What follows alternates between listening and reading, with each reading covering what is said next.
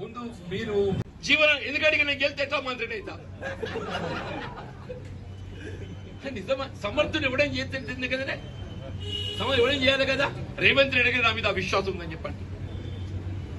ఇవాళ ఏదైతుందో నిజామాబాద్ పార్లమెంట్ అందరు పార్టీ అంతా నన్ను కరీంనగర్ షిఫ్ట్ చేసిండే. అందరూ ఇదేందా జీవన్ టికెట్ అనౌన్స్ చేస్తలేరు, అసలు ఇస్తారా అయ్యారా? టికెట్ ఇస్తారా అయ్యారా కాదు, పాపం జీవన్ ఏదైతుందో పోయి ఇట్లా యుద్ధ బరిలో ఇట్లా పల్మీటికి నెడుతున్నాము. అరే ఆడు ఏమైతాడో, నేను ఏమైతే కాదు, కాంగ్రెస్ పరువు నిలబెట్టబోయేది జీవన్ రెడ్డి. కాంగ్రెస్ పార్టీ పరువు నిలబెట్టబోయేది జీవన్ రెడ్డి అని చెప్పండి. అది ఉండాలి. అన్నాడు కేసీఆర్ కొట్లాంటి ఎవరు దొరకలేదా, అన్నాడు కేసీఆర్ కొట్లాంటి ఎవరు దొరకలే. రాజశేఖర్ గారు ఆలోచన చేసిండు. అన్నాడు తెలంగాణ ఉద్యమం, తెలంగాణ సెంటిమెంట్ అధిగమించాడు. ఎవరితోనైతుంది? ప్రజల్లో ఏదైతుందో గుర్తింపు పొందిన నాయకుడు, ప్రజలతో సత్సంబంధాలు కలిగి ఉన్న నాయకుడు అని చెప్పంటున్నా. జీవన్ రెడ్డి అయితేనే కేసీఆర్ ఎదిరిస్తారని చెప్పని నన్ను ముందే నిలబెట్టి కత్తి చెతికించాడు. ఇవాళ కూడా రేవంత్ రెడ్డి అదే పని చేసిండు. చూసిండు నిజామాబాద్ ఎవడు కొట్లాడాలి, జీవన్ రెడ్డి అయితే కొట్లాడాలి.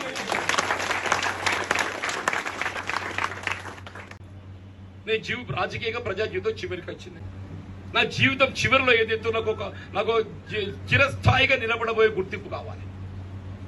ప్రజా జీవితంలో నాకు చిరస్థాయిగా నిలబడబోయే గుర్తింపు కావాలంటున్నా. జీవన్ రెడ్డి శాశ్వతం కాదు, ఇంకో 4 ఏళ్ళు 5 ఏళ్ళు తర్వాత ఎవరైనా భౌతికంగా దూరం కావాల్సింది. కానీ జీవన్ రెడ్డి ఉన్నా లేకున్నా ఫలానా జీవన్ రెడ్డి ఏదైతుందో నిజామాబాద్ గడ్డ మీద ఏదైతుందో కాంగ్రెస్ అది నాకు కావాలి.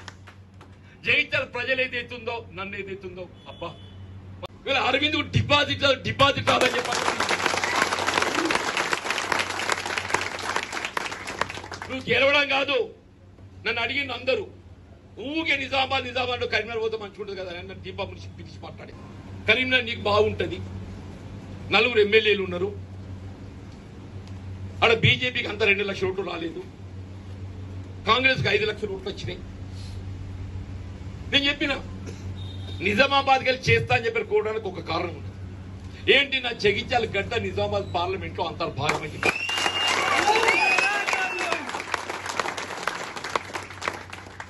నీ కరీంనగర్ పార్లమెంట్ గెలిస్తా కావచ్చు, కానీ జగిత్యాల సేవ చేసి తృప్తి అనుకుంటాదే.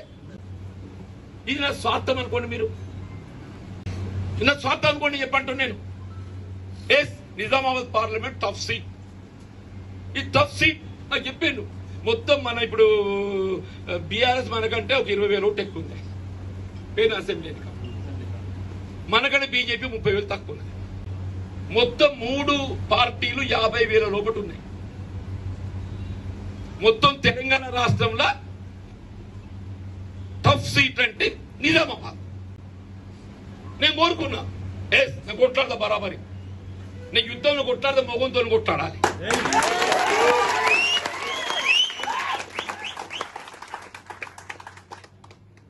నేను కొట్లాడతా గెలుస్తా బరాబరి. నా కేంద్రంలో ఏ సీట్ల గుర్తింపు రావాలంటే నిజామాబాద్ గెలిస్తే గుర్తింపు వస్తుంది. కాంగ్రెస్ ఎన్ని సీట్లు గెలుస్తుంది కాదు, కాంగ్రెస్ ఎన్ని సీట్లు గెలిచినా నిజామాబాద్ గెలిస్తే ఎంత గౌరవం దక్కుందో వాళ్ళకి. నల్గొండ గెలుస్తుంది కావచ్చు, దానికి ఏం పెద్దరికం రాదు, ఏం పెద్దరికం రాదు. ఖమ్మం గెలిస్తే ఏం పెద్దరికం రాదు, మహబూబాద్ గెలిస్తే ఏం పెద్దరికం రాదు చెప్పంటున్నా. కానీ నిజామాబాద్ గెలుస్తావు అనుకో,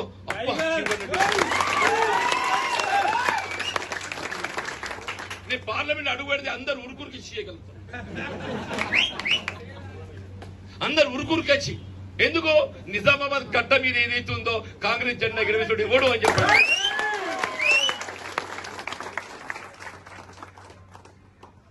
పోటీ అనేది ఏదైతుందో మనం బలమైన ప్రత్యర్థి ఉండాలి, బలమైన రాజకీయ పార్టీ ఎక్కడ బలం ఉందో అక్కడ మనం దెబ్బ కొట్టాలి, అక్కడ ఎదుర్కోవాలని చెప్పాలి.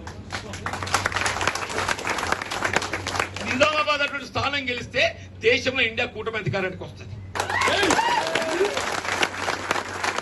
నిజామాబాద్ అటువంటి పార్లమెంట్ స్థానం గెలిస్తే దేశంలో ఇండియా కూటమి అధికారానికి వస్తుందని చెప్పంటూ నేను నేను రేవంత్ రెడ్డి చెప్తున్నాడు మా జీవనాన్ని గెలిస్తే నేను మంత్రికి చేపిస్తాను చెప్పి కూడా చెప్పినా. సరే అది ఏమైనా కానివా, నాకేదైతుందో జగిత్యాల నియోజకవర్గానికి సంబంధించి ఈ రక్షిత మంచినీటి పథకాలను పునఃప్రారంభించాలి. Birpur filter bed, Raikal filter bed, Jagtial Polasa filter bed 15 కోట్లు మంజూరు తెచ్చి ఇంకో టెండర్ పిలిపించిన.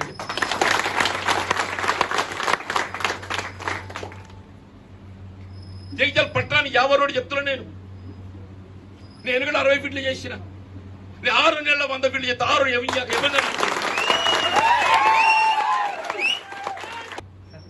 అన్న కొడుకులు అందరూ అన్న టీడీపీ టీఆర్ఎస్. ఆ కొడుకులు ఇక్కడికి అక్కడ పాత బస్ స్టాండ్ కొత్త బస్ స్టాండ్ దాకా మొత్తం మంది ఏనుగడ టీడీపీ జీవన్ రెడ్డి కక్ష కట్టేటోళ్ళు ఇలా టీఆర్ఎస్ కొడుకులు. నాకు ఎందుకు ప్రేమ ఉంటుంది దాని మీద? ఏందా నేను 2 బైపాస్ రోడ్లు ఏర్పాటు చేసిన, ఊరూర డ్రమ్మ రోడ్డు ఏర్పాటు చేసిన, మంచినీటి బావులు తవ్విన, విద్యా సౌకర్యాలు మెరుగుపరిచిన. దయచేసి ఏదైతుందో మన పార్టీ ఆలోచన విధానం చెప్పింది, మన ప్రత్యర్థి పార్టీ యొక్క వైఫల్యాలు చెప్పిన. రుణమాఫీ కాంగ్రెస్ పార్టీ 8-9 లక్షల రూపాయలు రుణమాఫీ చేసింది ఏకమొత్తంగా.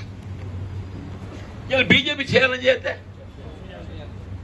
రుణమాఫీ చేస్తే రైతులు సోమరిపోతారు. అదే అంబానీ అదే లాంటి పెట్టుబడిదారు మాఫీ చేస్తే NPA account, non productive account చేస్తే వాళ్ళు సోమరిపోతుగాడే.